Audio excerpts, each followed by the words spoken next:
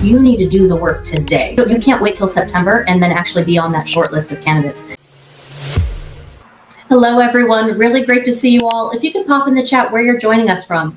We always like to know who's with us, where you're joining us from. Maybe if you have any questions about the labor market or the job market right now, we can try to take those on for everyone as we get started, because there is so much to talk about. New data that came out this morning, the conversations we've been having with recruiters and hiring managers, what we're seeing in the market with our candidates, and what we can expect to be true moving into the start of Q3 and into the beginning of Q4. I had a conversation with someone just this morning who's leaving higher ed, and she said, I'd be interested in moving into healthcare, and that makes sense, right? She's leaving an industry that we continuously see downgrades in employment numbers, and hoping to move into something a little more high growth. But the good news is, the ADP report yesterday was a little scary, but the BLS report this morning was higher than expected.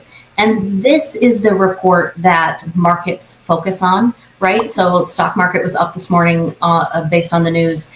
And really, it gives a stronger hiring or labor market picture for companies that have been sitting on the fence. We have seen 6 straight months of hesitation in the market in hiring, especially, that really affects senior leadership jobs more than anything. These high compensation, high strategy focused jobs have really been stalled in large part all year because companies just don't know where things are headed, right? But if we're seeing better than expected numbers, that gives a little more credibility for companies to see, okay, things may be leveling out and we can maybe make some decisions moving forward. So this is good news. Do not slow down your search. Do not take the summer off to re-hit the ground running in September, because people are hiring now. And it is still happening. My LinkedIn feed was flooded this week with new hire announcements from my network, past clients, things like that. This is due to work that job seekers have been doing for months, right? And so what we're seeing, and what typically happens anyway, but what we're definitely looking forward to this year, and what I'm seeing from recruiters and hiring managers, is that there's going to be a hiring boom in September for especially executive level jobs. And so if that's going to happen in September, you need to do the work today. You can't wait till September and then actually be on that short list of candidates. July is typically a slow month for a lot of things. In our business, it is not, because the candidates that want to be ready for serious consideration in September are working with us right now on their resumes, their LinkedIn profiles, their job search strategy, their networking strategies, their interview prep, because those offers come in September. That work starts now. So if you're thinking about getting a job this fall, Q4, things like that, or you want to be part of that hiring boom, now is the time that you need to be building your collateral, building your search strategy, and really hitting the ground running. We cannot wait till September. About half of our clients aren't actively searching, but they want to be ready for the next best thing. They want to be ready if the perfect job came across their desk. They have all of their assets and messaging and positioning ready to go to be considered for that role. And you're typically going to be considered for these opportunities when you're currently in role, when things are going well. And so don't wait until the ship starts to sink to start thinking about these things, because it's a lot harder to manage and take control of the next step in your career when you're coming from behind, or when you don't have that position of power. You do not have to sign that severance agreement at that moment. Right. Wait, hold on, stop. You have at least 21 days by federal law to, and many of you have more time than that, to sign that severance agreement. So wait, take it home, think about it, read through it, because most often, and especially for senior level roles, you can negotiate that severance agreement. And what that means is getting more time in your, weeks or months paid, getting a longer runway in your health benefits, but you have to know what you can ask for. Making a pivot, especially at the senior level, is absolutely doable, but it's a different search. So I want you all to remember that if you're going to make a move, say to leisure and hospitality, or to make a move to healthcare, that requires a different level of a search. You can't apply online to these roles, because you're never going to be the qualified candidate that comes out, because all of the other candidates are going to have apples to apples experience in that sector, or maybe even with that direct competitor with the same title. There's no way you're going to compete, and that's okay.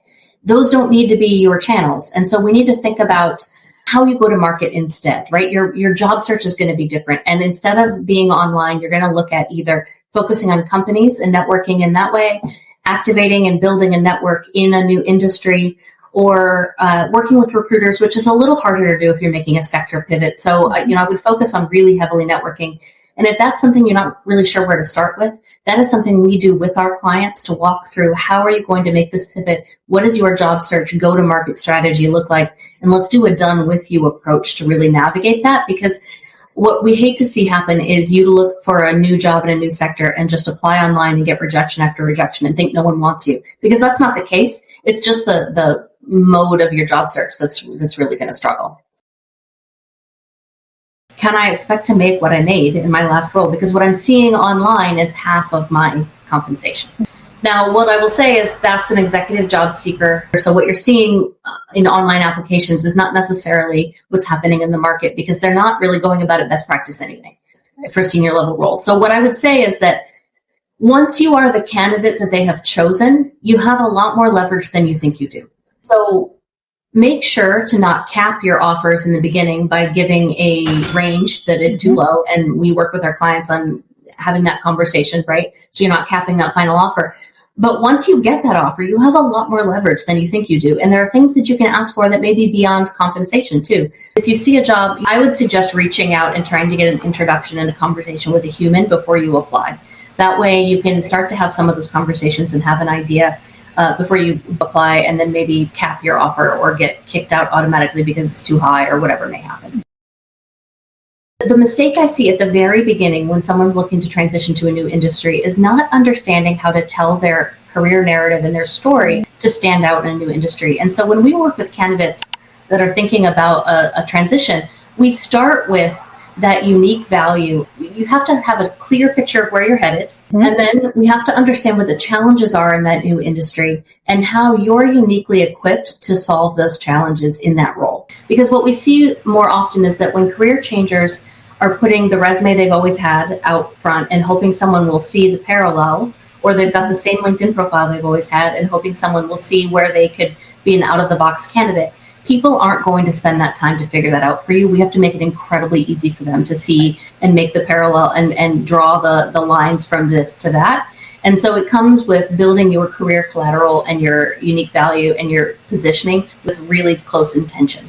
At the executive level, at the level of the clients that we typically work with, which is, the DNS brand typically works with, which is VP, C-level, board level, we need to think about these trends at a macro level because they're affecting how companies are thinking about market certainty. So it's not necessarily about, okay, there's 7,000 less jobs in my industry, so I am not going to be able to get a job this month. That's 7,000 jobs across the board. And as we know, there are precious few, roles at this level for each company. And so those numbers don't necessarily mean you. Every company needs a CEO. Every company needs a CMO or a CFO. They don't necessarily need 20 people in the finance team, right? So when they're doing large layoffs, that doesn't necessarily mean that there's no place for you. What it does mean is how the market is feeling moving into things and how much of an appetite they're going to have for bringing on new team members and at these higher compensations. And so having an idea of how your industry is feeling right now will help you navigate the conversations in the search, what the challenges are right now in the market, how their board or their C-level team is thinking about business and moving into the third or fourth quarter, things like that. And that's what we need to take away from this, is not necessarily the numbers, but the trends is what really matters at this level. Yes, thank you so much for joining us, everyone. Really appreciate you being here. Feel free to check out our YouTube channel to navigate your searches.